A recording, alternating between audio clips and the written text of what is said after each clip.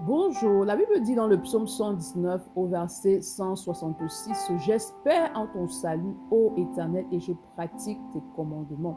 Il ne suffit pas juste d'espérer au salut. Lorsque tu acceptes Christ dans ta vie comme Seigneur et Sauveur personnel et que tu marches avec lui pour pouvoir hériter du salut, pour pouvoir bénéficier du salut, tu dois demeurer, marcher en nouveauté de vie.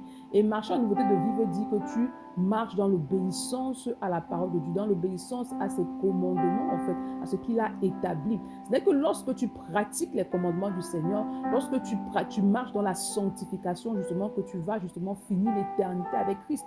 Mais si tu confesses Christ comme Seigneur et Sauveur personnel et que tu demeures dans le péché, alors tu ne finiras pas l'éternité avec Christ. Pourquoi? Parce que le péché te sépare de Dieu, en fait. Le péché attire sur toi la mort, et on parle ici d'une mort spirituelle qui est éternelle. Donc, il est important de demeurer dans la conscience que tu dois avancer dans la sanctification, que le salut que tu as obtenu par grâce, tu peux le perdre par ignorance lorsque tu demeures dans la souillure et le péché. Si tu persévères dans le péché après ta nouvelle naissance, alors tu vas perdre ton salut. Donc, il est important que tu demeures dans la sanctification, que tu persévères dans la sanctification afin de pouvoir hériter du salut de l'Éternel. C'est pourquoi ce matin, demande au Saint-Esprit d'accorder la grâce de demeurer, de persévérer, de marcher dans une vie de consécration et de sanctification. Et ce peu importe la saison. Bonne journée. Shalom.